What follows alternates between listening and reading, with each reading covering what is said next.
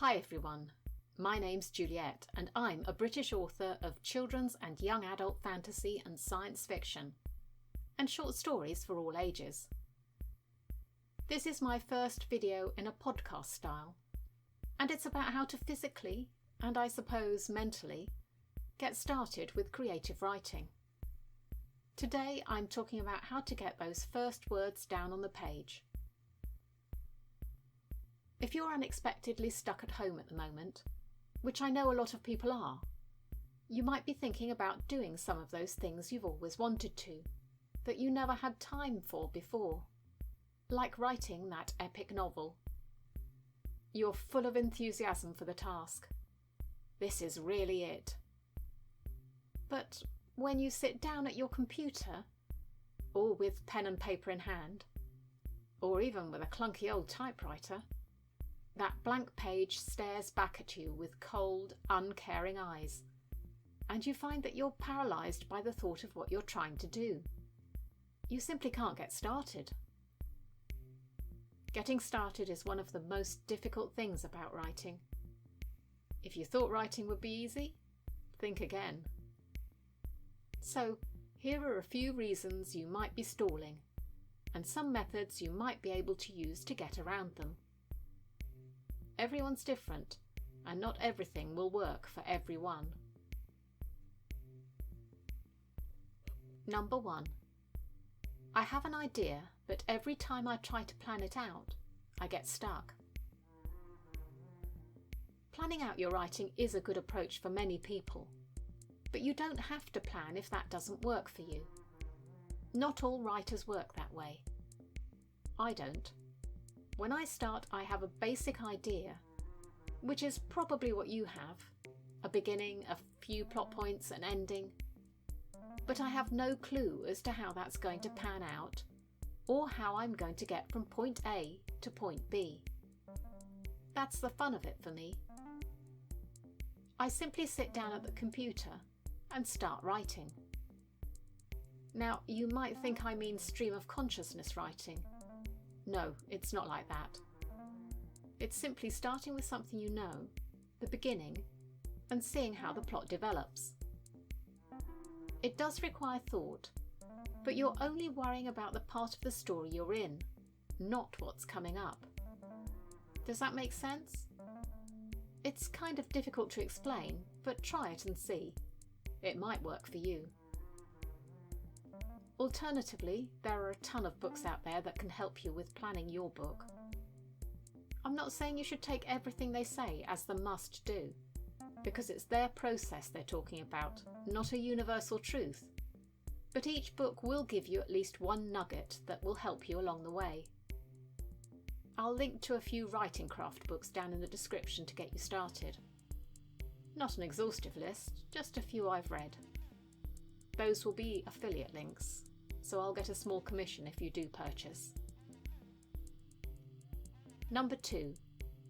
I really want to write, but I don't have any ideas. No ideas at all? Okay, here are some options. Use prompts. You'll see that on Fridays I post stories based around prompts. You can use some of those prompts if you want, or find your own. These can be anything from random things you hear or read, to using some of the prompt sites on the internet. And, well, there are so many options, I can't possibly go into them all here. You don't have to take prompts literally. Use them to get your creative writing juices going. Go off at a tangent, that's what I do. Use real events. I don't mean literally, although you can. For example, you could base your story on a crisis, big or small. Plenty of fodder there at the moment. You could base it on family dynamics, but better not to do it about your own family. Or on work situations. Once again, better not make it your own work. Or anything else in the real world. News websites can be a good starting point for inspiration. Read more. I know some writers say that if they read too much, it influences their writing in a bad way, as in they think they will sound like that writer. Honestly, I don't believe this is in any way an issue. Your first draft might sound similar, have a hint of another author's voice, but editing will get rid of that, if it was ever there in the first place. Reading is one of the best ways to learn craft, and to understand what the tropes are in the genre you want to pursue. You will be absorbing it without even realising it's happening. Of course, you can also go deeper and analyse books, if that's how you learn, but that's unlikely to get you writing quickly. Number 3. That blank page, it's screaming at me. Staring at a blank page happens to us all. Type or write something to get rid of the blank. It could be the few plot points you already know. It could be how you're feeling at the moment. Just anything to get rid of the blankness. Now you don't have a blank page, and hopefully it won't feel quite so intimidating. This sounds a little flippant, but it's true. It's the same as a painter putting a wash of paint on the blank canvas before starting. It's all part of getting rid of that stark blank page before adding the detail. Number 4. I'm afraid that what I write won't be any good, so why bother? Well, I've got news for you. That feeling never goes away. A large number of, if not all, writers are insecure about their writing. But on a more practical note, it's rare for anyone's first draft to be any good, or even middling. Some are atrocious. My time-lapse videos, which I post on Fridays, are highly likely to prove that over time. Don't worry about this. You'll never get anywhere if you do. Just write what comes into your head and go back and edit it once you've finished. Notice I said finished. More on that later. And when you do get to the editing stage, you might be surprised by how not bad your writing is. Number 5. I'm scared people will judge me. Well, let's be honest, they will. People always judge others. You can't get away from that. But who said you had to show anyone you're writing? Yes, if you want to get published or self-publish, eventually you'll have to get over that hurdle.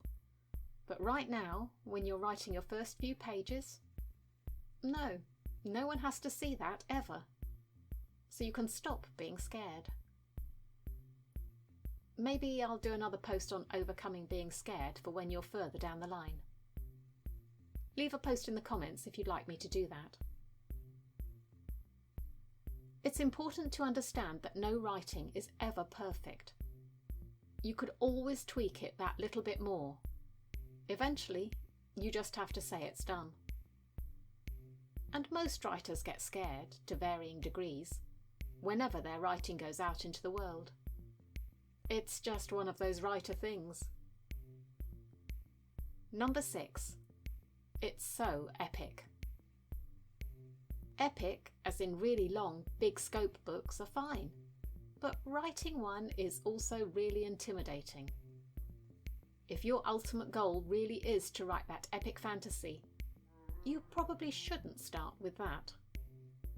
Try a short story, or a shorter novel, or perhaps a novella in the world you're hoping to ultimately expand upon.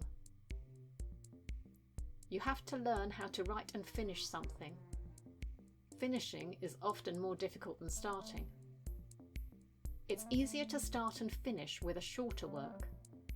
And finishing a shorter work will give you a sense of achievement that will help to motivate you to continue.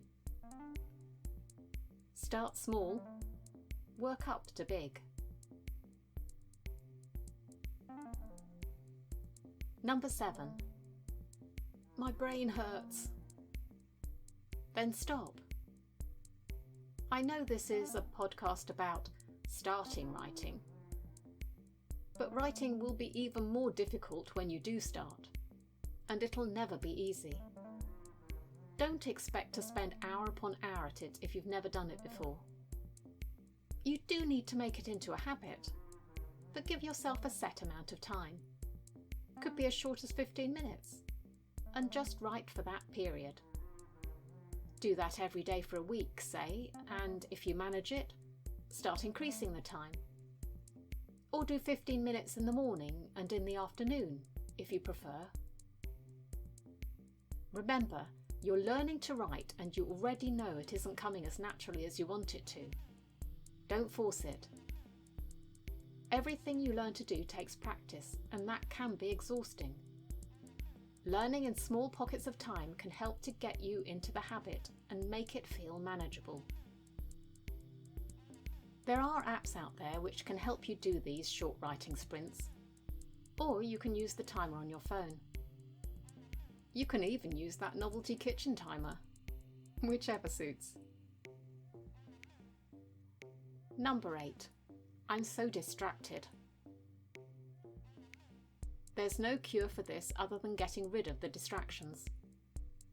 If those are other people, you'll have to shut yourself in a room by yourself and ask them not to interrupt. If it's internet-based notifications, shut down your Wi-Fi connection on your device. If it's general noise outside, you might have to invest in some noise-cancelling headphones or listen to background music. You have the power to stop the distractions in most cases. Use your power wisely. Number 9. Don't I need to take a course before I can write? Well, you could, but you absolutely don't have to. And consider this. Is taking a course just another method of procrastination?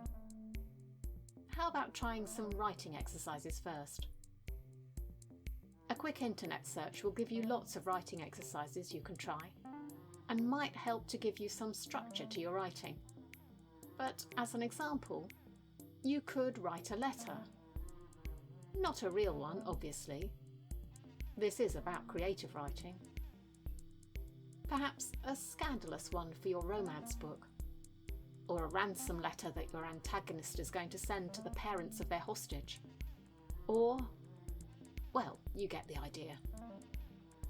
If you really want to be more academic about it, there are books that cover this topic.